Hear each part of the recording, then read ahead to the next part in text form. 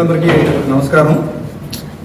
మరి 3 రోజుల క్రితం మన భీమవరం మున్సిపాలిటీలో ఉన్నటువంటి మంచినీటి సరఫరా విషయంలో ప్రజలకి అనేక అనుమానాలు ఉన్నాయి. వాటిని నివృత్తి చేయడం కోసం శాసనసభ్యుల వారిని ప్రశ్నించడం కోసం ఒక ప్రెస్ మీట్ ద్వారా మీ అందరి ద్వారా ప్రజలకు తెలియజెప్పాలని విశాఖోడేరు పంచాయతీలో ఉన్నటువంటి ఒక నాన్ లేఅవుట్ ప్రాంతానికి మున్సిపల్ వాటర్ సప్లై చేస్తున్నటువంటి విధానం మీద ప్రెస్ మీట్ పెట్టడం జరిగింది.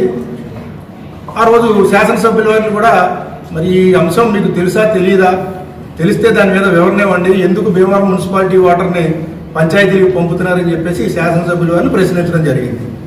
అయితే దాని మీద మన భీమవరం శాసనసభ్యులు అంజిబాబు గారు మరి ఎటువంటి స్పందన ఆయన స్పందించలేదు. కానీ ఉండి శాసనసభ్యులు మన పక్క నియోజకవర్గం ఏ ప్రాంతానికైతే నీరు తరలి వెళ్తుందని చెప్పేసి మనం చెప్తా ఉన్నామో ఆ ప్రాంతానికి సంబంధించినటువంటి శాసనసభ్యులు రఘురామకృష్ణరాజు గారు నిన్న ప్రెస్ మీట్ ద్వారా మరి ఆయన చెప్పడం జరిగింది.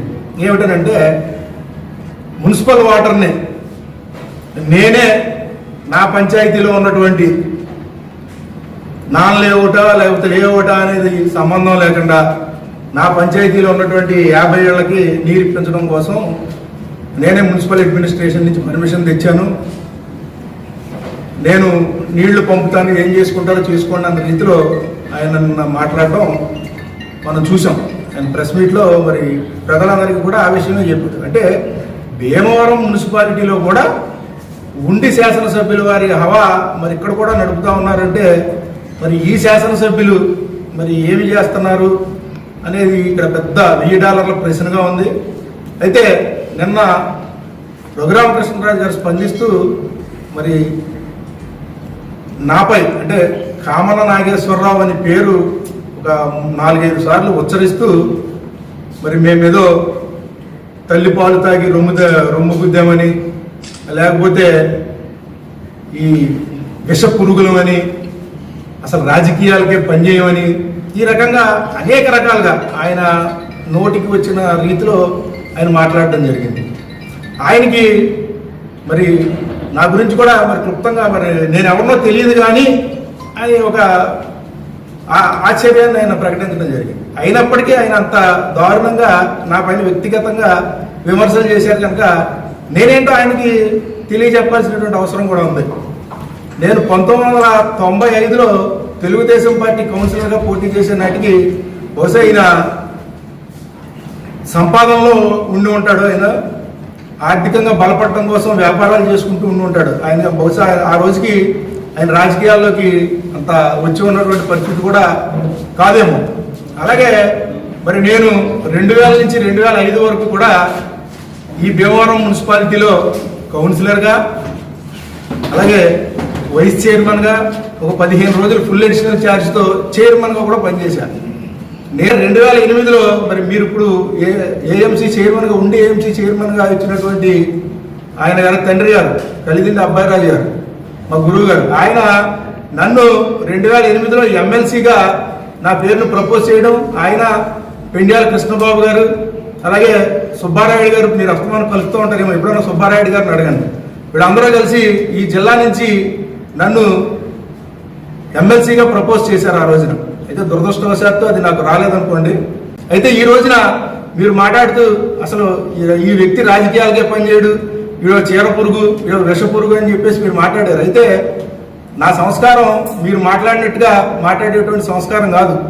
నిన్న మీరు గురు పూజోత్సవం రోజున మరి ఏదైనా చదువుకున్నాడో లేదో కొంచెం ఆ గురువులు ఏదో నేర్పితే బాగుంటుందేమో అన్నట్టుగా మీరు మాట్లాడారు.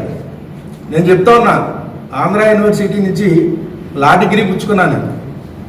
లా పట్టా చేతితో ఉన్న తర్వాతే ఇప్పుడు మాట్లాడుతూ ఉన్నాను. నేను నాకు లా పట్టా కూడా ఉంది.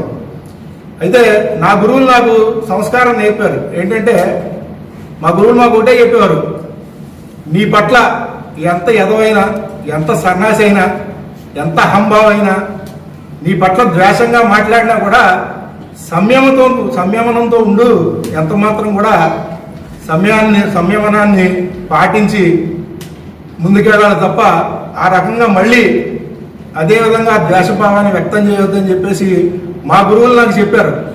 అందుచేత మీ మీద నేను ఏ రకంగా కూడా మిమ్మల్ని నేను మాట్లాడలేకపోతున్నాను. శ్రామిక రైతు కాంగ్రెస్ పార్టీ అంటే ఒక నీచమైన పార్టీ. ఆ పార్టీలో ఉన్నటువంటి నాయకులందరూ కూడా చాలా నీచమైన వాళ్ళని చెప్పేసి ఆయన మాట్లాడడం జరిగింది.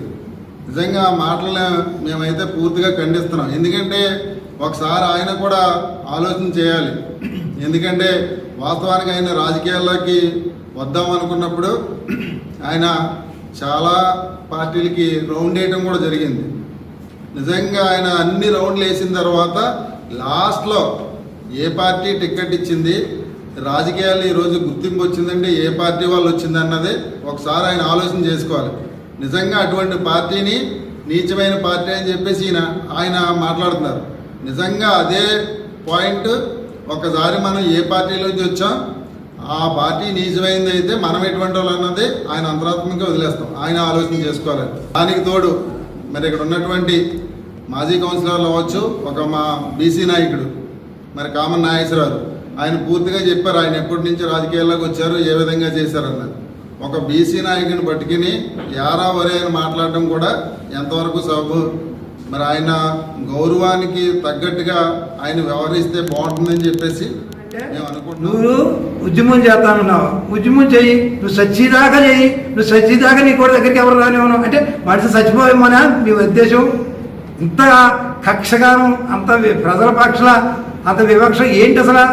అంటే చచ్చిపోయేదాకా కూడా నేను ఎవరైనా రానివ్వను అంత ఏంటి? మీకు మాకు ఏమైనా విరుద్ధాలు ఉన్నాయా? ఎందుకు అంటే మా పరిధిలో ఉన్నటువంటి నీరు ఏ రకంగా బయటికి వెళ్తుంది అని అడగటం తప్ప అసలు ఏంటి ఈ నియంత ఏంటి? అసలు ఈ నియంత పరిపాలన ఏంటి? నాకు అర్థం కాదు.